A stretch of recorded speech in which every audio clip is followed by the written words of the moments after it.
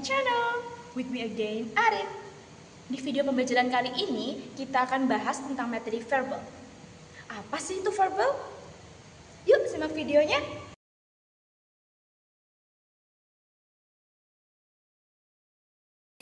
Verbals are forms of verbs that function as different parts of speech rather than serving as the main verb in a sentence.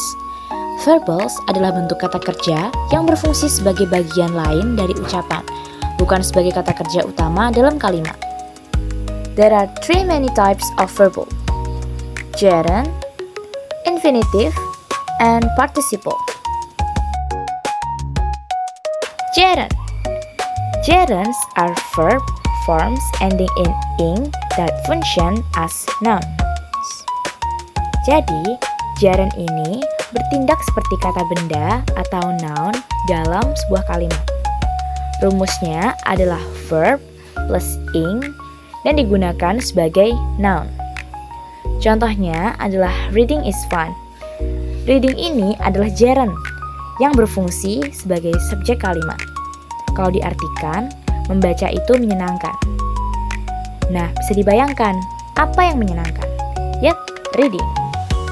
Selanjutnya adalah infinitive. Infinitives are the two plus verb forms that can function as nouns, adjectives, or adverbs.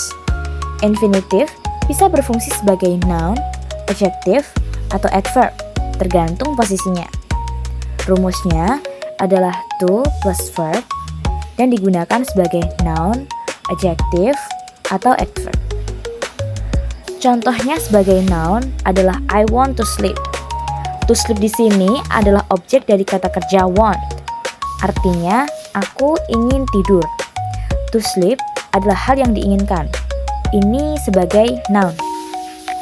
Contoh sebagai adjective adalah I have a book to read. To read di sini menjelaskan buku. Jadi sebagai adjektif atau kata sifat. Artinya, aku punya buku untuk dibaca. Selanjutnya adalah contoh sebagai adverb. He studies to pass the test. To pass the test di sini menjelaskan alasan dia belajar sebagai adverb. Artinya, dia belajar untuk lulus ujian. Yang terakhir adalah participle. Participles are verb forms that function as adjectives. There are too many types of participle. Yang pertama adalah present participle. Present participle ini menjelaskan kejadian yang sedang berlangsung. Rumusnya adalah verb plus ing. Yang kedua ada past participle. Past participle menjelaskan keadaan atau hasil dari suatu aksi. Rumusnya adalah verb bentuk ketiga atau ed. Contoh dari present participle ada the crying baby.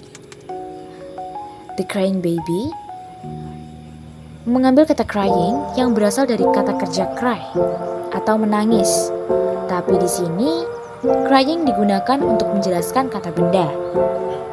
Kata benda bayi.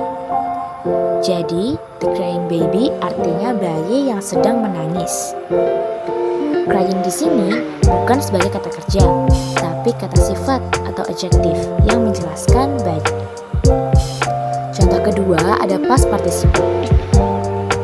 Contohnya, the broken window. Broken adalah bentuk ketiga dari kata kerja break. Dalam kalimat ini, broken menjelaskan window atau jendela, jadi artinya jendela yang pecah. Lagi-lagi, broken ini digunakan sebagai adjektif, bukan sebagai kata kerja. Untuk kesimpulannya, gerund adalah kata kerja yang berubah fungsi menjadi kata benda. Infinitif adalah to plus verb yang bisa bertindak sebagai kata benda, sifat, atau keterangan. Participle adalah kata kerja yang berubah fungsi menjadi kata sifat untuk mendeskripsikan kata benda.